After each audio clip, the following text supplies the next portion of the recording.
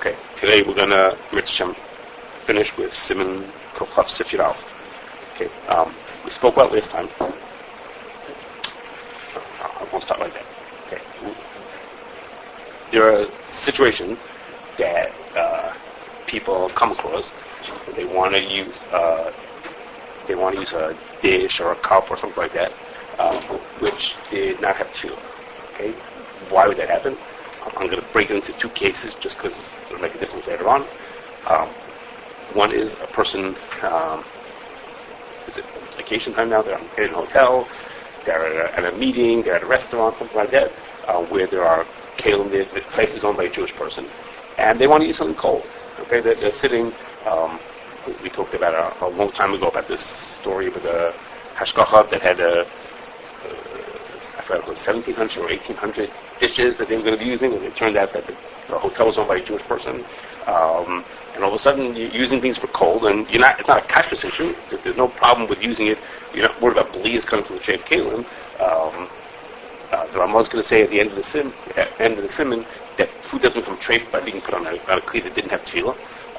So somebody wants to use one of those Keilim. Well, you're in a hotel with your family, and it happens to be a Jewish-owned hotel. The person who owns the chain is Jewish, and you want to use a cup that's there, a glass cup that's there. So you have that kind of a question about using. But if you could use it didn't have tefillah's Keilim. And the other version of that is the same idea, but we'll see it has a little bit of a difference. Is when a person goes to someone, a family member or a neighbor or something like that who they know is Jewish. And that person, again, they're not worried about bleas of treif. Either they have kosher dishes, or they don't have kosher dishes, but you're eating something cold on it. And the person, but they don't tell the dishes. They don't cook tefillah's Keilim. So in both of these questions, the question is there any heter to do that? If the person's eating unclean, they didn't do tefillah's Keilim. Is there any reason to think that? Okay, so the simple answer is, of course, not. Okay, we saw last time. I spoke about it, I think. Two times ago, that the Issa Drabanan to use a kli that didn't have tefillah's Keilim. So the guy comes to a situation, we want to use a kli, so it's an Issa Drabanan to use it. Okay, so if somebody offered him tray of cheese, you wouldn't say I could eat it. It's an Issa Drabanan. Of course not, you can't eat it. Trade Drabanan? No, I don't think that flies. I didn't think of that. But how do we know clearly in the shots that it's an Issa to use as a kli in the Gemara? No, but we spoke about it 2 times ago that everybody thinks it's usher. Some people even think it's made the raisa. Everybody thinks that's usher. Everybody thinks that's usher. It just a mitzvah to do it, Right, so that was 2 times ago. We said, everybody thinks it's drabanan. Some people even go to the raisa that you're not to use it. That you're not to use it. I have to look specifically if you wanted to. But I assume so. Okay, so that's the Kashrus. And I'm going to tell you 4 or 5 reasons. You'll decide whether it's 4 reasons or 5 reasons. Why people think that it might be mutter. But whoever talks about it says, of course you're not allowed to do this. And only it's a shas chag, and therefore you should think about maybe this reason that I'm going to tell you. I'm saying no one's walking off and saying, no problem, go ahead, go for it. Okay, everyone's talking about it like a shas chag. Basic. Okay. Okay, so the first one is... Even let's say the silverware is playable, another plate, the same problem. Another plate, the whole is fork. Say it again? Set a plate, take a fork, put it to my fork. Take a piece of chicken. Now hold in the fork. The fork is a table. Why is the fork table? Let's say it's a table. Okay. Not a plate. So same question. The same question. No. Okay. I'm not all I need for the food. Okay. Same question. Same question. Okay. So So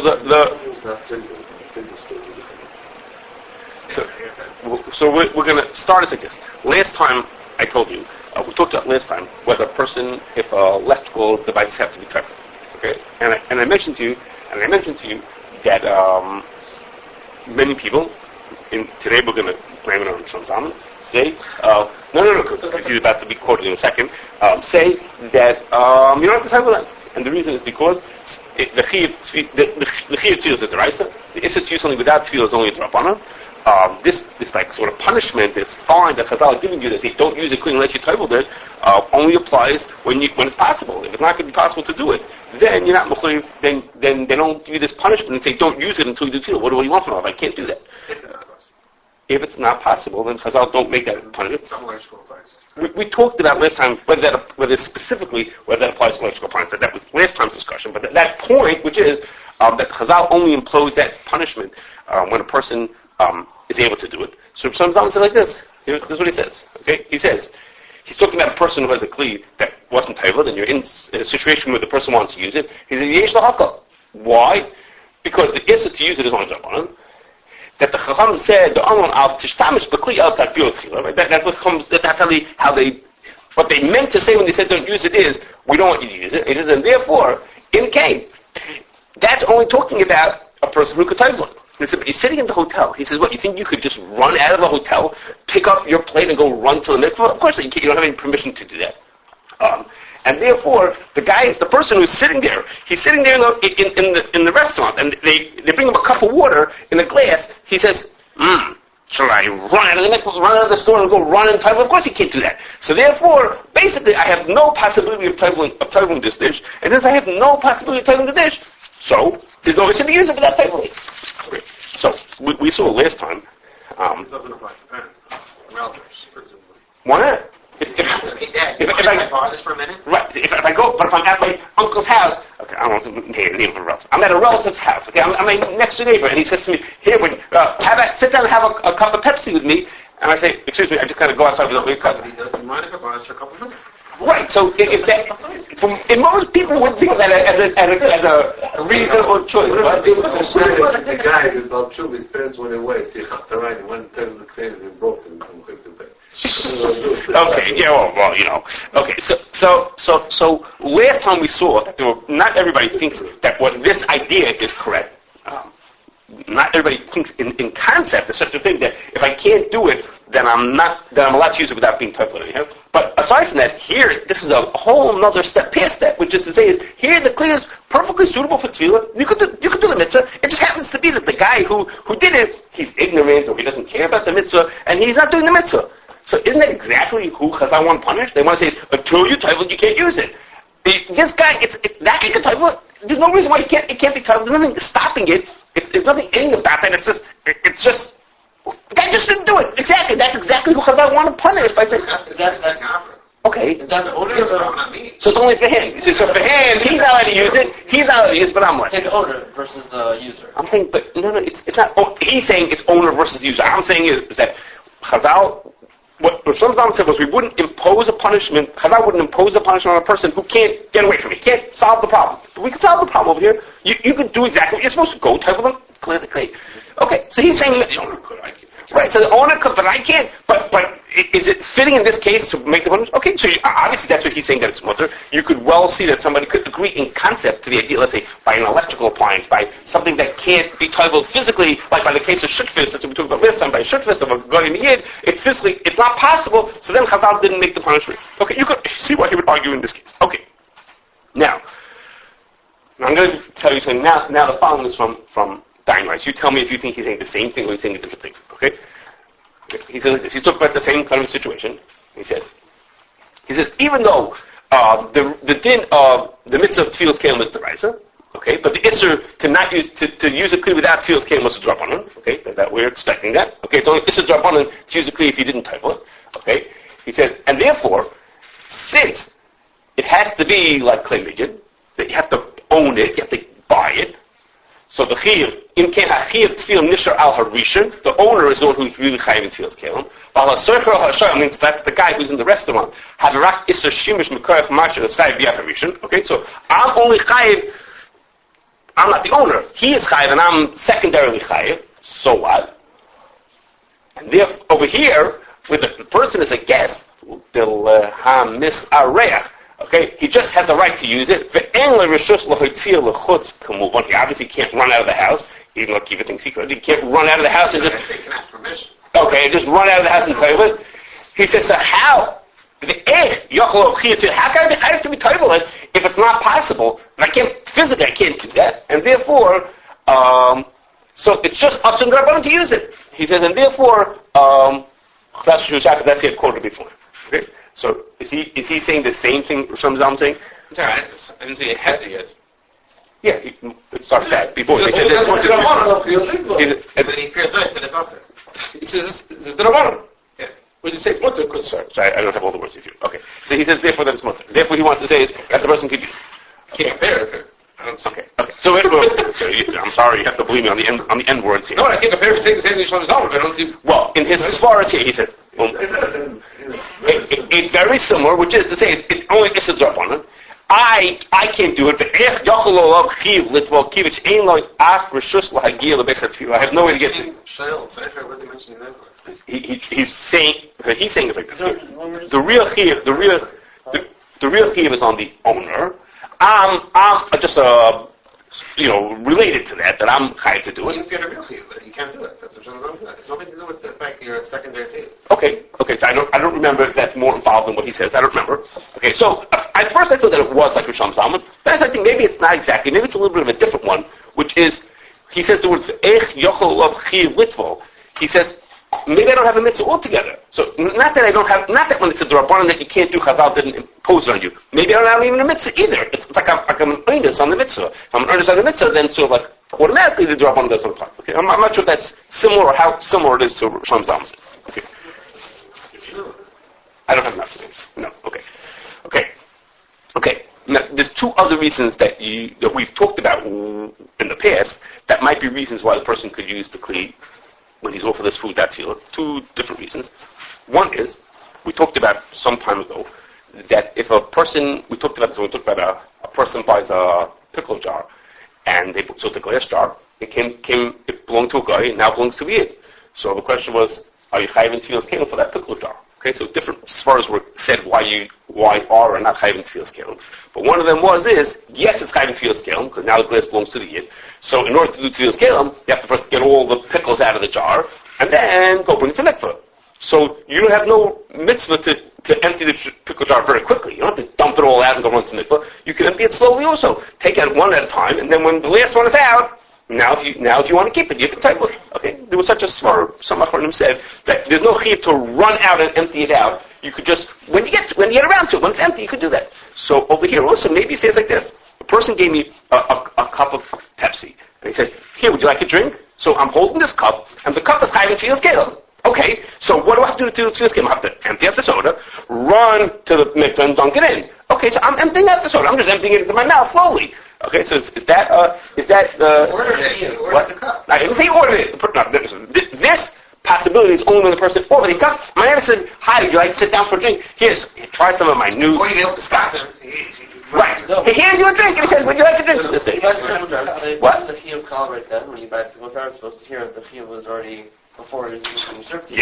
Yes, you're correct. You're very right. That over here it's worse because there was a mitzvah already before you even got to the front door. Even if you got to the front door. So you say, even if over there I'm allowed to empty it out, what you're saying maybe again in a second. Okay, yes, that's correct. It's a little worse over here. Okay, not as easy to say. Okay, second is, I forgot to say something. Okay, second is, there are many who talk about, including Shlomo Zalman and Dayan Weiss, both of them talk about this idea, which is, could be, we've talked about this, maybe the person who owns a restaurant is not chayv in Tevillas Keilim because for him it's klei schara. Okay, maybe for him it's klei schara, maybe he's part of Tevillas Keilim. They're not too thrilled with that, but they both talk about that idea. And if so, if he's not chayv in Tevillas Keilim because of klei schara, maybe that'll help me. Okay, we talked about this, again, some time ago, that even if you believe that it's klei schara, which itself was debatable, that may not help me, okay, because I'm a person who borrowed the klei schara from him, and I might be chayv in Tevillas Keilim, even though he's not chayv in Tevillas Keilim, I might be chayv in Tevillas Keilim. And it doesn't help for home. And what? And it doesn't help for home. And it only helps in that kind of situation, like a hotel kind of situation, okay? I mean, right, okay. Okay, now, the last thing I want to tell you about this is, something that you're probably familiar with. I'm going to tell you what I forgot before I get on. I forgot to tell you is... I'm about to say in a second. Is that in Dayan Weiss, he talks about something we once talked about beforehand, which is, in all the sveikas about these kind of questions, he has a lot of sveikas that he declares about. I mean, I gave you just a few lines from the tshuva. He says maybe we should say that you have to be machmir about all these sveikas, because maybe Tevillas Keilim is considered davar sheish lo matirin. Okay, we talked about this some time ago also. Maybe it's considered davar sheish lo matirin because you could just go type it. Take the thing, go to the mikvah. So maybe any coolers that you could think of, you say, well, it's a machlekes, it's a shayla, it's a rabbanan. He says, but maybe all those things don't apply because it's a Davishishal material. Okay, we want to talk about that idea, whether that applies to his count. That what? It's hard. Davishishal material only applies to some other heter. That we talked about that, correct? I can do it. That's correct. We talked about that then. And we talked about what he said also, that maybe it's not so easy. I'm sitting by my neighbor. It's not so easy to go around and table you. Okay. Well, even though, okay. Now, the last thing is, the last reason to potentially make it mutter is because is a tshuva pretty well known. Moshe has a tshuva that says that there's a difference between a kli. Moshe mentions this chiluk in a different place also. We've mentioned it before, which is there's a difference between liquids and solids. Okay, if I'm drinking something out of a cup, then that cup needs the liquid needs the cup, and therefore it's considered that I'm using the kli.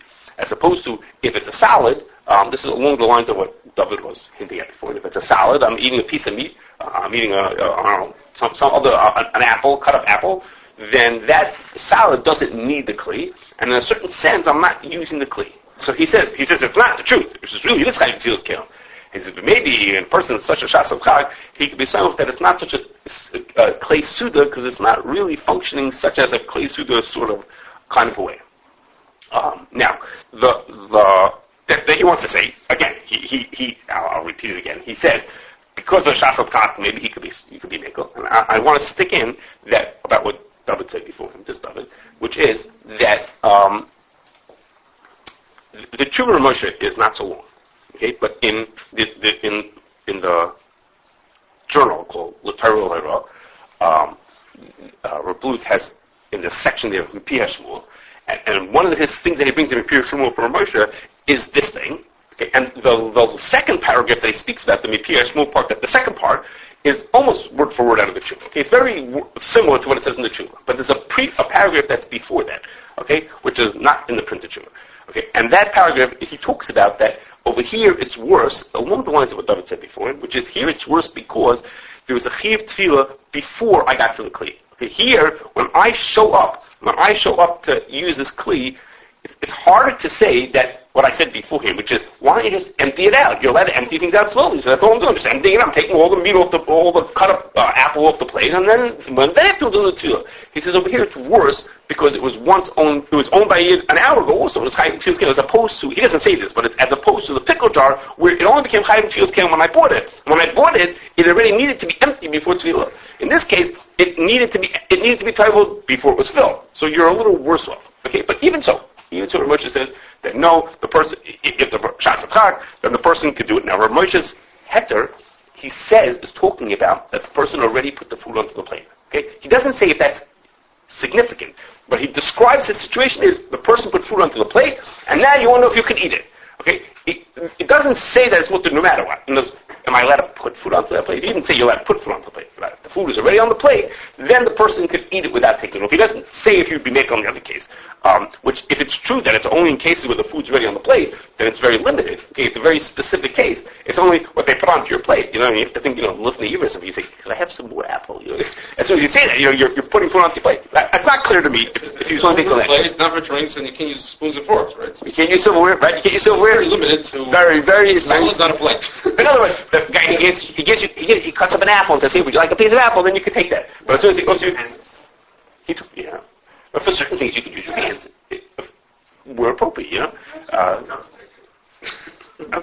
Okay, fine. So the last thing I have to say about it is that a person. The thing that you use your hands, maybe then you could use that to use the plate. Because you don't need the plate. Okay. Because you don't need the fork either. You don't need the fork either. Got it. No, you want to, since I can use my hands, I can use a fork. Of course. No. Okay, so using the fork. Okay, because you don't need a plate. So I'm not using. I'm not truly using the plate. It's just holding the thing. It's holding the food. I'm not using it. Okay, but by its nature, all these kind of shadows are questions. Almost always is like shas of kind of cases, and a person should ask a shadow. Okay, very sensitive question. Okay, now we're going to do. You're in somebody's house, then you should ask a shadow. That's exactly right. Okay, let's read. We're going to read quickly Halacha Yud Beis and Yud Gimel also. Okay, Halacha Yud Beis says, you have to tevel not only the part of the kli that touches the food, but also what it calls here the handle. I mean, the parts that don't touch the food has to be teveled also. And Halacha Yud Gimel, you have to remove the rust before you do Tevillah. If you didn't take off the rust, so the potential chatzitza, so if you're makbid on that, if you don't like that rust that's there, then it's a chaytzitz, and it would not be good. If you scrubbed off as well as you could, and then you put it into coals, I guess coals takes off rust, I have no idea. And if you left over with a little bit, you did as much as you could, certain parts just couldn't come off, then it's a small amount that's not makbid, and the din is in the chaytzis, a meat she'ena makbid, meat hamakbid is chaytzis mitaraisa, meat she'ena makbid, or ruba she'ena makbid, a chaytzis mitarabanan. So if it's meat she'ena makbid, it's not chaytzis at all, and then it says in parentheses, I only come on siman reish beis within chatzitza. Okay, so in fact, both of these dinim, Yud Beis and Yud Gimel, in Mir Hashem we're going to talk about in siman reish beis. When we finish this, we're heading to reish beis. There's a very short little siman about these things. Siman reish beis is about how to do tefillah and chatzitzas in tefillah. So I just want to stick in a few pieces, just questions. I'm not going to tell you what the answers are. And that's like this. The Halacha Yud spoke about toiling the handles, okay, the things that don't touch the food. Okay, so one question we've touched on, we'll talk again in reish beis, is what happens if I have a kli that's primarily made out of a material that needs tefillah, it's metal kli, and the handle is plastic, like a lot of our pots, they have plastic handles. Okay, so does that part, that plastic is not chayim tefillah's kelim, but is it chayim tefillah's kelim because it's attached to a kli that is chayim tefillah's kelim? And related to that question is, what happens if I have a part of a kli that's electric motor? Okay, instead of it being a plastic thing, it's an electric motor. So do I have to toivel that part also, or do I just have to toivel the part that's the food part of the kli? Okay. Next is... And also the power cords? The cord is related, yes. I mentioned it, yes. Whether you have to toivel the electric cord, yes. Okay. Also, when it says you have to toivel the handle of the kli, there's really three things that are going on here. One is, when you toivel the kli, you have to toivel the whole kli. You can't just toivel part of it. You have to toivel the whole thing. It's not like Hagal's Keilim, you can do part at a time. Second is, I'm sorry, take it back. I meant that was my third thing. My first thing is you have to toivel the whole, all of the kli. The second is the kli. We're going to talk about there questions that when you toivel a kli, that you need to toivel it in the form that it's used. Like the example is if a person has a pocket knife. Okay, a pocket knife could be open or closed, and you toivel it in the way that you use it. Or someone just came here and asked a question about they had a kli that has a lot of parts on it that are all attached to each other and covers and all kinds of things. And you toivel them the way they're used. So what does the halacha mean to say? To use. So let's say the pocket knife. Let's say it wouldn't be a chatzitza. The water can get in. So, if it's not a chatzitza, there's no question. There's no question which the difference between you and toivel. The question here is, so just say it's chatzitza. When it's folded, there are different parts that are covered than when it's open. Okay, so you can toivel it closed, or you could toivel open. Well, whichever one you do, it's going to be different parts are going to be exposed. If there's water that's everywhere when it's closed, then it's not a problem. Then it's nothing. You don't have to talk about it. Who cares whether you do it open or closed? The question is when things are covered because it's closed or open. Either way, there are parts that get covered, and depending how you open it. So which way do you toivel it? Do I toivel it closed or open? You talk about business armor. That's going to be reish beis. It's going to be in reish beis. And the last is that you have to toivel everything simultaneously. Okay, which is different than what I mentioned before. Different than Hagal's Keilim. Hagal's Keilim, you could toivel the left, you could catch the left side and then catch the right side. But in Tevillah's Keilim, you have to toivel the whole thing simultaneously. Okay, we're going to also talk about, this is more from what was here, Gimel, is, of course, which things are chatzitzas. That's what reish beis is about, which things are chatzitzas and are not. And then just a question to leave you with, which is, this halacha Yud Gimel comes from a pasuk. And it says, the famous pasuk about Tefillas Keilim, Ach is Zov, a kesef, a nechoshes, a blah, blah, blah, blah. And the drasha is, Ach is you have to table just the kli. Don't have anything else. Ach is a kesef, a Zov, a kesef. Just the gold and the silver, not anything else. Don't have chatzitzas. Okay? Why do we have a special pasuk to tell us not to have chatzitzas, but by this specific case? Everything, whenever you do tefillah, you can have chatzitzas. Well, why is there a special pasuk that tells us by Tefillas Keilim don't have chatzitzas?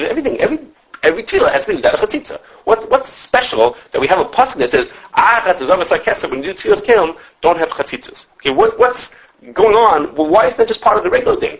And maybe does that have any explanation for why that din is over here, and then the rest of the chatzitzas are on reish beis? Isn't that odd?